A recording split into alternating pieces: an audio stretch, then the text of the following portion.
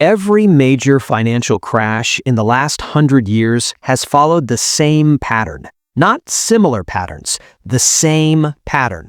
1929 followed it, 1987 followed it, 2000 followed it, 2008 followed it. It's a 5-stage sequence that appears months, sometimes years before the collapse actually happens. Wall Street knows about this pattern.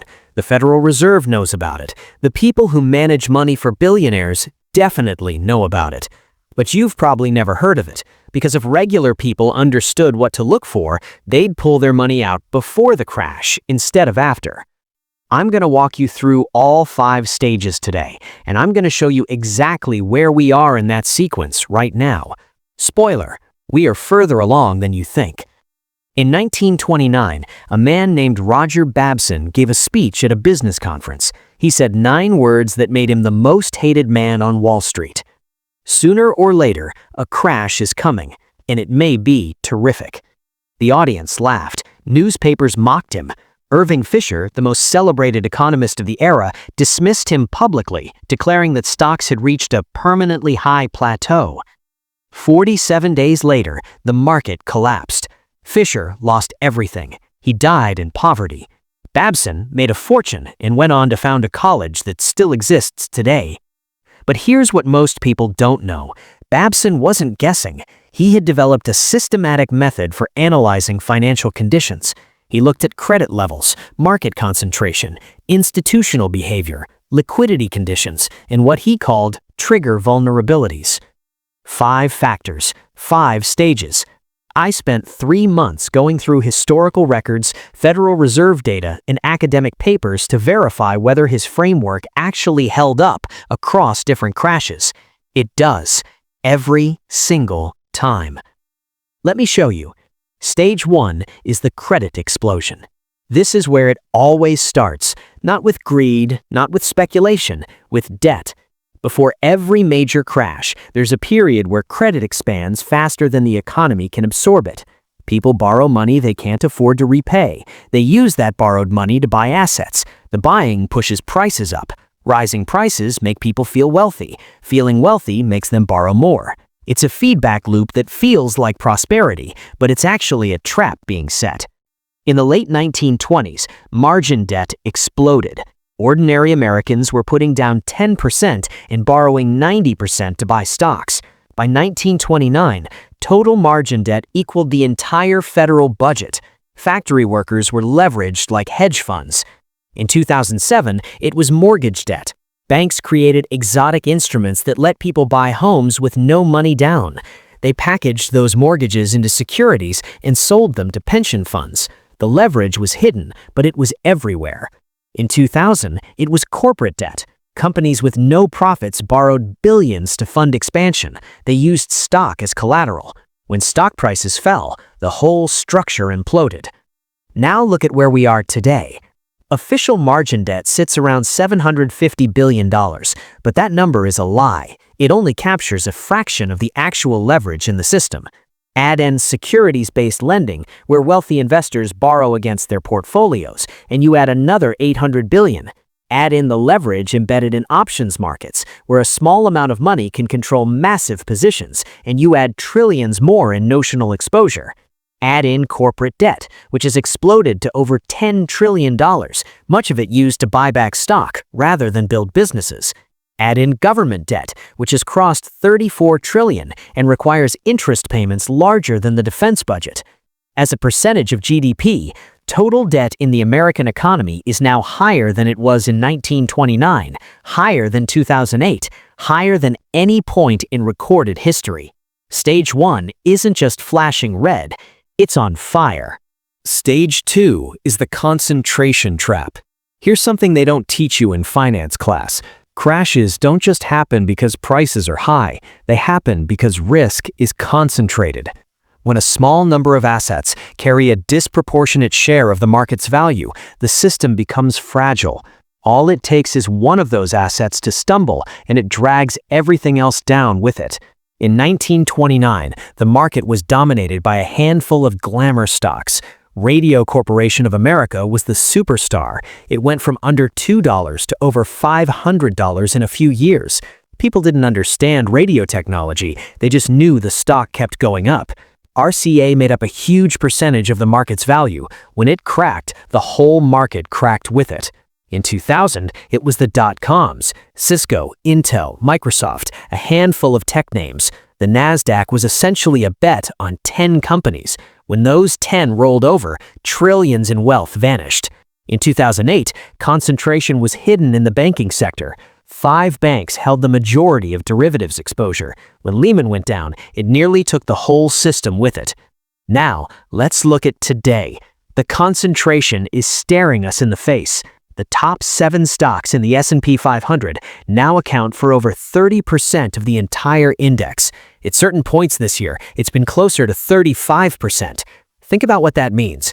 When you buy an S&P 500 index fund, which is what sits in most 401ks, you're not really buying 500 companies. You're making a massive leveraged bet on Apple, Microsoft, Google, Amazon, Nvidia, Meta, and Tesla.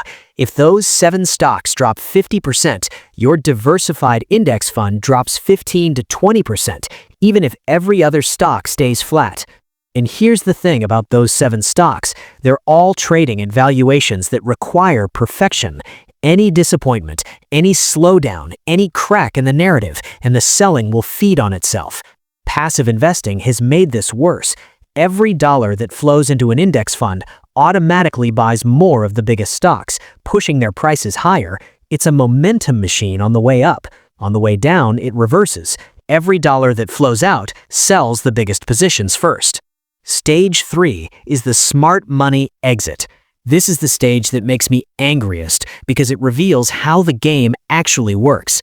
Before every major crash, there's a period where institutional investors, the banks, the hedge funds, the billionaires, quietly reduce their exposure. They sell their positions, they raise cash, they buy protection.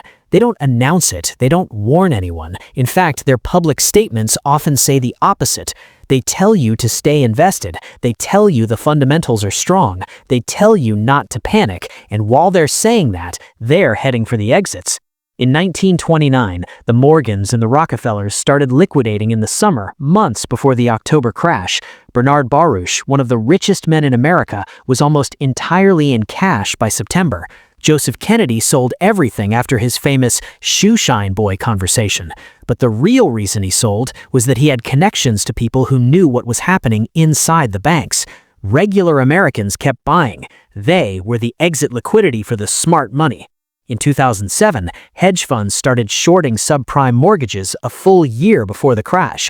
Goldman Sachs famously bet against the same securities they were selling to clients. Executives at Countrywide were dumping their personal stock while telling investors everything was fine. Now, let's look at today. Corporate insider selling has reached levels we haven't seen in decades. CEOs, CFOs, board members, the people who actually know what's happening, are selling their stock at a historic pace. The ratio of insider selling to insider buying is at extreme levels. For every insider buying shares, multiple insiders are selling.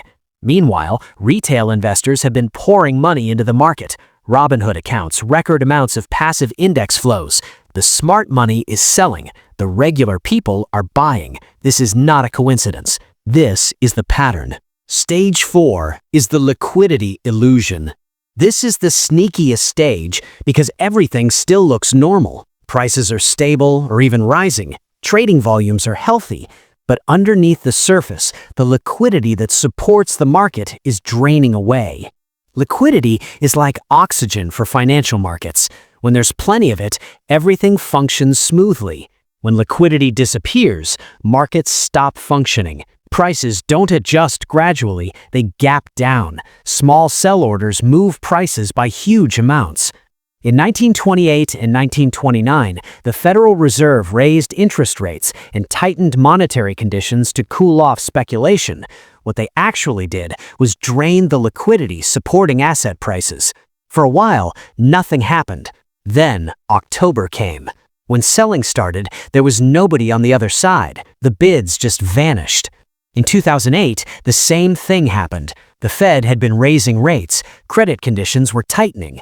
Then Bear Stearns collapsed. Then Lehman.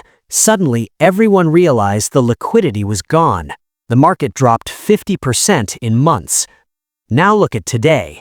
The Federal Reserve has raised interest rates at the fastest pace in 40 years, from 0 to over 5% in less than 2 years. They've been running quantitative tightening, pulling hundreds of billions of dollars out of the financial system. Yet the stock market is near all-time highs. People think this means the tightening doesn't matter. They are wrong.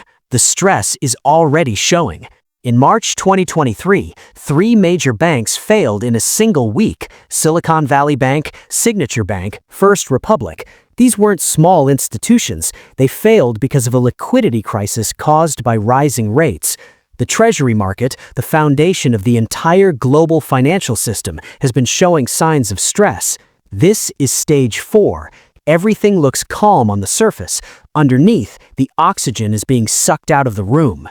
And that brings us to stage 5, the trigger. This is the one nobody can predict, and that's exactly what makes it so dangerous. Stage 5 is the event that turns a vulnerable market into a collapsing market. It's the match that lights the fuse. In 1929, the trigger was the Hatchery case. Clarence Hatchery was a British financier arrested for fraud in September.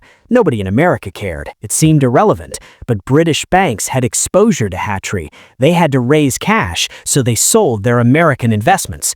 A minor British fraud case triggered the Great Depression because the system was so fragile. In 2008, the same thing happened. The Fed had been raising rates. Credit conditions were tightening. Then Lehman Brothers collapsed. Then AIG. Suddenly, everyone realized the liquidity was gone. The market dropped 50% in months. So what's the trigger going to be this time? It could be geopolitical, a real escalation in Taiwan. It could be financial, a major hedge fund blowing up, or a derivatives accident.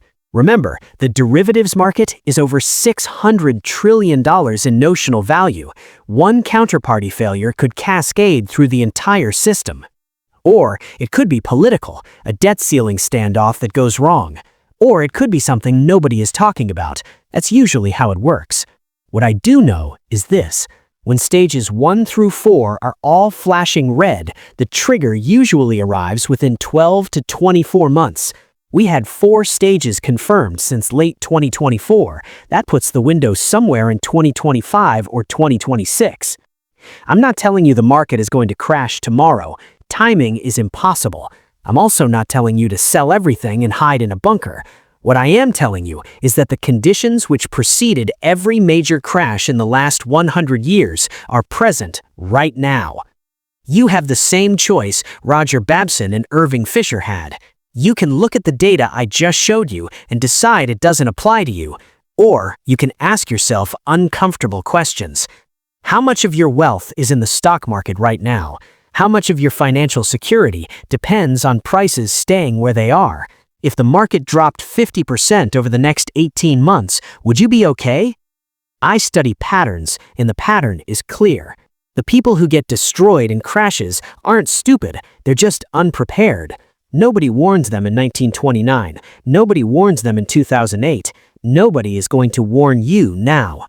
The warning is the pattern itself, and now you know it. If this video helped you see something you didn't see before, subscribe. I'm going to be breaking down each of these stages in more detail over the coming weeks. The crash of 1929 didn't have to destroy so many lives. The signals were there.